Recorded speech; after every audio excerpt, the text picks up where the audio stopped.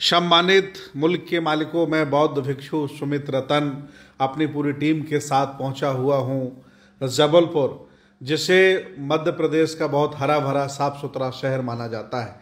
ये आज भी हरा भरा है, पहले भी था।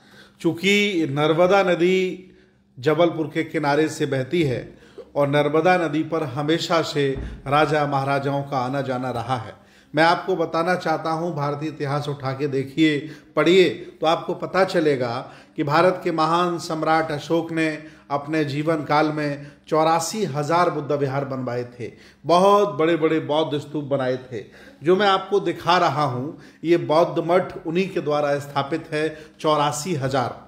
ज़्यादातर बौद्ध मठों पर कब्जा कर लिया गया है। कुछ जमींदोज हो गए हैं, कुछ टूट गए, खराब हो गए, लेकिन ज़्यादातर अभी भी कहीं ना कहीं वो देखे जा सकते हैं। उनमें जो लगी प्रतिमाएं, उनमें जो बने चित्र, उनकी जो कार्बन रेटिंग हुई है ईंटों की, और उनका जो नक्काशी डिज़ाइन है वो बिल्कुल बौद्धकालीन है, सम्राट अशोक के ज़माने का है। जब भी आपको कभी भी जबलपुर जाने का मौका मिले तो आप भेड़ा घाट, जबलपुर के बिल्कुल नज़दीक, ये बहुत अच्छा बौद्ध मठ है। इसके अंदर बौद्ध भिक्षु भी रहते हैं। भारतीय पुरातत्व सर्वेक्षण के अनुसार इसके पास 25 एकड़ जमीन है, लेकिन आसपास के सामंती, जातिवादी और मनवादी लोगों ने कब्जा कर लिया है और आए दिन बौद्ध भिक्षुओं को वो जान से मारने की धमकी देते हैं। हमारे द्वारा जबलपुर के डीएम, शासन प्रशासन को भी सूचित कर दिया गया है। शासन प्रशासन ने नोटिस भी जारी कर दिया है।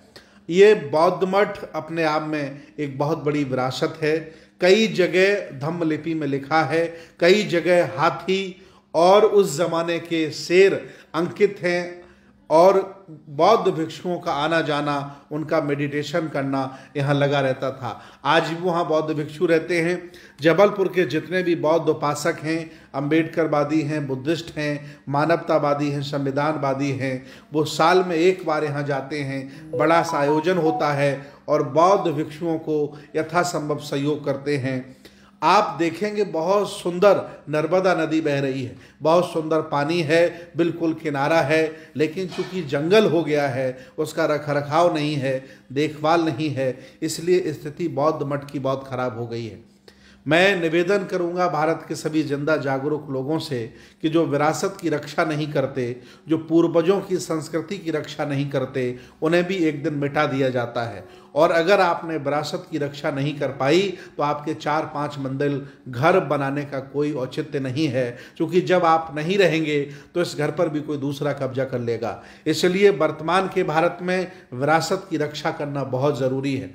भंते जी मेरे द्वारा उन्हें कह सकते हैं कि मेरे द्वारा भंते जी को बहुत साहस दिया गया, ताकत दी गई कि आप डटे रहिए, इस लड़ाई में हम आपके साथ हैं। मैं आसपास के सभी जनपदों से, आसपास के उपासकों से निवेदन करता हूं कि बीच बीच में वो वहाँ जाते रहें, ताकि भंते जी का मनोबल बना रहे। क्योंकि आसपास के सामंती लोगों ने, आसपास के धनवान लोगों ने, जातिवादी लोगों ने जमीन को कब्जा कर लिया है, और वो आए दिन बौद्ध भिक्षुओं को वहाँ से भगाने की धमकी देते रहते हैं। ये जगह बहुत सुंदर है। अगर भारतीय पुरातत्व सर्वेक्षण और हमारा संघर्ष 25 एकड़ जमीन अगर संरक्षित हो जाती है तो ये अपने आप में बहुत खुशी की बात होगी, और बहुत बड़ा जबलपुर में ये स्थान आगे चल के बन सकता है। मेरा निवेदन है सभी बौद्ध उपासकों से कि आप जब भी कभी जबलपुर जाएं तो बौद्ध मठ को जरूर देखें। बौद्ध मठ बहुत अच्छा है, बहुत सुंदर है। धन्यवाद।